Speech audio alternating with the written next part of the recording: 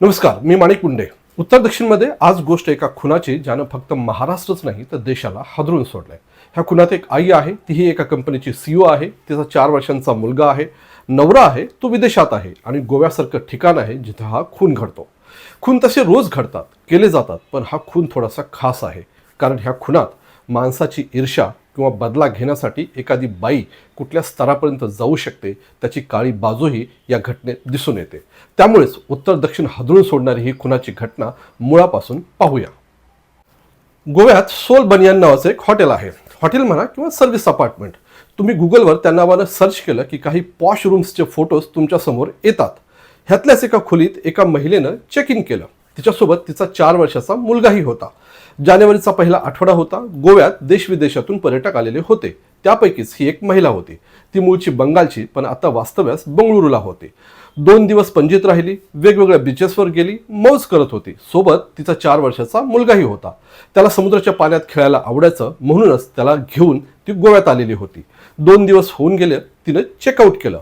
हॉटेलच्या क्लिनिंग स्टाफनं खोली साफसफाई करायला घेतली तर त्यांना धक्काच बसला.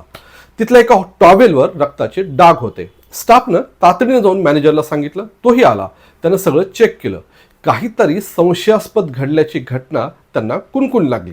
त्यांनी नोंदणी रजिस्टर चेक केलं, सीसीटीव्ही सुद्धा पाहिले. चेक इन करताना महिलेसोबत एक मुलगा होता, पण चेकआउट करत असताना मात्र तो तिच्यासोबत दिसत नव्हता. तिनं एकटीनंच चेकआउट केलं होतं. सोबत एक भली मोठी बॅग होती, तेवढी मात्र त्या कॅमेऱ्यात दिसत होती. पण गोव्यात अशा बॅगा नव्या नव्हत्या. पर्यटक तेही नव्या वर्षाला अशा मोठमोठ्या बॅगा घेऊन येत असतात. हॉटेल स्टाफ बुचकळ्यात पडला. सोल बनियांच्या स्टाफनं आता पणजी पोलिसांना कॉल केला. पोलिसही आले. खोलीची झडती त्यांनी घेतली. रक्ताच्या डागाचा टॉवेल पाहिला. सीसीटीव्हीही त्यांनी पूर्णपणे परत एकदा चेक केले आणि त्यांनी तपासाला सुरुवात केली. त्या महिलेचं नाव होतं सूचना सेठ. ती माइंडफुल लॅब नावाच्या एका स्टार्टअप कंपनीची सीईओ होती. AI म्हणजे आर्टिफिशियल इंटेलिजन्सची ती जागतिक एक्सपर्ट असल्याचं दिसत होतं. मॅनेजरनं पोलिसांना सांगितलं की तिनं एक टॅक्सी बुक केली होती आणि तिला सांगूनही की टॅक्सीपेक्षा तुम्ही विमानानं बंगळुरूला लवकर आणि व्यवस्थित जाल, तरीसुद्धा तिनं टॅक्सीच बुक केलेली होती. पणजी ते बंगळुरू ते हे टॅक्सीने प्रवास सोपा नव्हता, तरी ती महिला टॅक्सीनेच जाण्यावर अडून राहिली होती. पोलिसांनी त्या टॅक्सीच्या कंपनीत फोन केला. तिथून टॅक्सीच्या ड्रायव्हरचा फोन नंबर घेतला आणि थेट फोन केला. टॅक्सी कुठेतरी कर्नाटकात होती.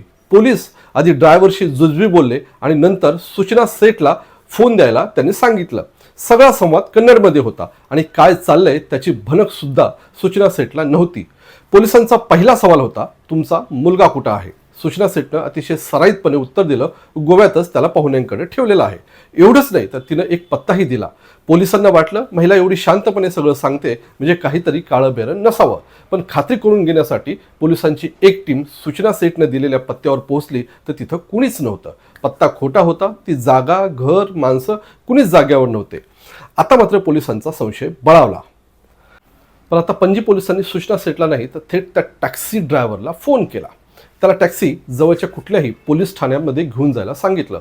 अजूनही ड्रायव्हरलाही नेमकं काय झालंय हे कळत नव्हतं, पण काहीतरी भयंकर घडल्याचा संशय त्याला सुद्धा आलेला होता. पोलिसांनी ड्रायव्हरला नेमकं काय सूचना केली आहे ते सूचना सेठला माहीत नव्हतं. ते बिनधास्त काहीच घडलं नसल्यासारखं टॅक्सीत निवांत बसून होती. ड्रायव्हरला आता शोध होता तो रस्त्यात लागणाऱ्या एखाद्या पोलीस ठाण्याचा किंवा चौकीचा. टॅक्सी चालतच होती. सूचना सेठला कधी बंगळुरूला पोहोचेल असं झालेलं होतं. टॅक्सी आता चित्रदुर्गमध्ये होती, बंगळुरूपासून जवळपास 200 किलोमीटर दूर. तितक्यात टॅक्सी ड्रायव्हरला चित्रदुर्गमधलं एक पोलीस ठाणं दिसलं. त्यानं क्षणाचाही विलंब न लावता टॅक्सी पोलीस ठाण्यामध्ये घातली. सूचना सेठला काही समजण्याच्या आधीच टॅक्सीवाला थेट ठाण्यात गेला आणि त्यानं गोवा पोलिसांशी त्यांचं बोलणं करून दिलं. चित्रदुर्ग पोलीस सतर्क झाले. गोवा पोलिसांनी त्यांना सूचना सेठची चौकशी करायला सांगितलं. तिच्या सामानाची, विशेषतः बॅगची तलाशी घ्यायला गोवा पोलिसांनी सांगितलं. सूचना सेठ तोपर्यंत गाडीतच बसून होती. पोलिसांनी त्या इनोव्हा गाडीची डिकी उघडली. त्यातली एक बॅग चेक करायला सुरुवात केली. पहिली, दुसरी आणि सर्वात शेवटी मोठी बॅग पोलिसांनी उघडली त्यावेळेस त्यांचे डोळे अक्षरशः पांढरे झाले. गोवा पोलिसांचा संशय खरा ठरला होता. त्या मोठ्या बॅगमध्ये 4 वर्षाच्या मुलाचा मृतदेह होता आणि त्याला हलकासा वासही येत होता. छाती, बॉडी हलकीशी फुगल्यासारखी. चित्रदुर्ग पोलिसांनी सूचना सेठला अटक केली, चौकशी केली आणि कोर्टात तिला पोलीस कोठडीही सुनावली गेली. आत्तापर्यंतच्या गोष्टीत तुम्हाला हे लक्षात आलं असेल की खुनी सूचना सेठ कशी पकडली गेली आणि हत्येचा सुगावा कसा लागला. पण तिनं नेमका खून आणि हत्या कशी केली. याआधी सांगितल्याप्रमाणे सूचना सेठ 6 जानेवारीला म्हणजेच नव्या वर्षाच्या पहिल्या आठवड्यात पणजीत आली. सोबत तिचा 4 वर्षाचा मुलगा होता, त्याला समुद्रात खेळायला आवडत होतं म्हणून दोघांनी वेगवेगळ्या बीचवर मस्ती केली. स्वतःच्या 4 वर्षाच्या मुलाची हत्या कशी करावी, कुठे करावी, का करावी वगैरे सूचनाच्या मनात नेमकं कधी आलं हे सांगणं कठीण आहे. पण सूचनानं मुलाला कफ सिरप देऊन त्याला गुंग केल्याचं प्राथमिक तपासात उघड झालंय. त्यासाठी तिनं एक नाही तर 2 कफ सिरपच्या बाटल्यांचा वापर केला. त्यातली एक बाटली तिनं बंगळुरूहून येतानाच सोबत आणलेली होती, तर दुसरी तिनं पणजीत हॉटेलच्या स्टाफकडनं मागून घेतली होती. ह्याच कप सिरपचा ओव्हरडोस तिनं स्वतःच्या 4 वर्षाच्या मुलाला दिला. त्यात तो गुंग झाला. कप सिरपचा ओव्हरडोस झाला तर चांगल्या माणसालाही गुंग येते. इथं तर हे पोर फक्त 4 वर्षांचं होतं. सूचना फक्त सिरप देऊनच थांबली नाही, तर नंतर तिनं त्या मुलाचा गळा दाबून उशी त्याच्या नाका तोंडावर ठेवून त्याची हत्या केली. तसं पोस्टमॉर्टम रिपोर्टमध्येही उघड झाले. त्याचं नाक तोंड बंद झाल्यामुळे छाती फुगलेली होती, नाकातून रक्त बाहेर पडलेलं होतं. मुलानं प्रतिकार करू नये म्हणून किंवा आरडाओरड करू नये म्हणूनच सूचनानं त्याला सिरप दिलं होतं आणि झालंही तसंच होतं. कसल्याही आवाजाशिवाय सूचनानं स्वतःच्या 4 वर्षाच्या मुलाची थंडपणे हत्या केली. पण हे सगळं घडत असताना आणि स्वतःच्या आईला असं पाहताना त्या 4 वर्षाच्या पोराच्या मनात किती आणि कसले आवाज उमटत असतील. ते आवाज सूचनाला, सख्या आईला ऐकायला आले नसतील का. हत्या, खून, दरोडा, रेप म्हटलं की आपल्यासमोर गरीब, खचलेल्या पिचलेल्या लोकांच्या प्रतिमा शक्यतो उभा राहतात. उच्च शिक्षित, सोकॉल्ड पैसेवाले, प्रतिष्ठित असे चेहरे शक्यतो आपल्यासमोर येत नाहीत. पण सूचना सेठची गोष्ट तुम्ही ऐकलीत तर एवढा पैसा, यश, कीर्ती मिळवणारी बाई स्वतःच्या 4 वर्षाच्या मुलाची हत्या कशी काय करू शकते असा प्रश्न पडल्याशिवाय आपल्याला राहत नाही. सूचना सेठ मूळची कोलकात्याची. शिक्षणात ती पहिल्यापासूनच हुशार होती. फिजिक्सची तर ती युनिव्हर्सिटीची टॉपर होती. संस्कृतमध्येही तिनं पोस्ट ग्रॅज्युएशन केलेलं होतं. एवढंच नाही तर तिनं डेटा सायन्सचाही अभ्यास केलेला होता. पुढं आर्टिफिशियल इंटेलिजन्स म्हणजेच AIची तर ती जागतिक एक्सपर्ट म्हणून गणली गेली. जगभरातल्या वेगवेगळ्या विद्यापीठाशी ती जोडली गेलेली होती. तिचं सोशल अकाउंट तुम्ही चेक केलं तर वेगवेगळ्या सेमिनारमधले तिचे कितीतरी फोटोज आहेत जे आपल्याला पाहायला मिळतात. अशाच ह्या हुशार प्रसिद्ध असलेल्या बाईनं स्वतःच्या 4 वर्षाचा मुलाचा जीव घेतला. पण का? का सूचनाने एवढं टोकाचं पाऊल उचललं? का स्वतःच्या पोटच्या गोळ्याला असं तडफडून मारलं? असं काय घडलं होतं की सूचनाला असं कृत्य करावं असं वाटलं? तर त्या प्रश्नाचं उत्तर मिळवण्यासाठी आपल्याला 10-12 वर्ष मागं जावं लागेल. सूचनाच्या हुशारीचा घोडा सगळीकडे उधळत असताना तिची भेट झाली ते व्यंकटरमण यांच्याशी. ते केरळचे, सूचना कोलकात्याची. दोघं भेटले बंगळुरूत. म्हणजे एक दक्षिणेची तर दुसरा पूर्वेकडची. दोघांची आधी ओळख झाली, नंतर मैत्री झाली, नंतर प्रेमात पडले आणि 2010 साली दोघांनी धूमधडाक्यात लग्न केलं. व्यंकटरमणही सूचनासारखेच हुशार, चांगल्या घरातून आलेले होते. आताही सूचनानं मुलाची हत्या केली त्यावेळेस ते इंडोनेशियात होते आणि मुलाच्या पोस्टमॉर्टमसाठी त्यांना जकार्ताहून गोव्यात यावं लागलं होतं.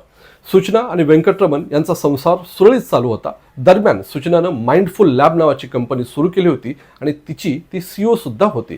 2019ला दोघांना एक मुलगा झाला. म्हणजे लग्नाच्या 4 वर्षानंतर सूचना आई झाली होती. आधीच्या काळात लग्नानंतर वर्षभरातच एखादं मूल होत होतं. आता मात्र वेगवेगळ्या कारणानं वर्षानुवर्षे ते पुढे ढकललं जातं. त्यातलाच हा प्रकार दिसतोय. मुलगा झाला. सूचना आणि व्यंकटरमण दोघांचेही आयुष्य बदलून गेले. पण नेमकं याच वेळेस कोरोनाने देशात शिरकाव केला. नवरा बायकोत आता खटके उडायला लागले. प्रेमाची जागा भांडणाने घेतली. दोघात रोज भांडणं व्हायला लागली. सूचनानं सुरू केलेली कंपनीही फारशी चालत नव्हती. शेवटी भांडण कोर्टात गेलं. दोघांचाही रितसर घटस्फोट झाला. मुलाची कस्टडी कोर्टानं सूचनाकडेच दिली. व्यंकटरमण यांना मुलाला आठवड्यातून एकदा भेटण्याची मुभा दिली. दोघांच्या वाटा पूर्णपणे वेगवेगळ्या झाल्या. जबाबदाऱ्याही पूर्णपणे कायदेशीररित्या विभागल्या गेल्या. पण सूचनाच्या मनात एक भीती मांजरासारखी दडी मारून बसली होती आणि ती होती 4 वर्षाचं पोर नवऱ्याला कायम गमावण्याची. म्हणजे तिला असं वाटत होतं की कधीतरी आपला हा नवरा आपल्या ह्या मुलाला आपल्यापासून कायमचं हिरावून घेईल. सूचनाच्या ह्याच भीतीनं त्या 4 वर्षाचा पोराचा जीव घेतला. इन्सिक्युरिटी, असुरक्षितता तिला कुठल्या स्तराला घेऊन गेली ते तुम्ही बघू शकता. आपण लहानपणी एका राजाची आणि त्याच्या पोपटाची गोष्ट ऐकली होती. त्या राजाचा जीव त्या पोपटात असतो. शेवटी त्याचे शत्रू राजाचा नाही पोपटाचा जीव घेतात. ह्या घटनेतही तसंच झाल्याचं दिसतंय. व्यंकटरमण यांचा जीव त्यांच्या पोरात होता याची जाणीव सूचनाला होती आणि त्यामुळेच नवऱ्याला धडा शिकवण्यासाठी तिनं स्वतःच्या पोराचाच खून केला. फक्त हे करत असताना कदाचित तीही विसरून गेली जिचा तिनं खून केला तो पण तिचाच कोवळा जीव होता. ईर्ष्या, द्वेष, मत्सर, दुसरं काय.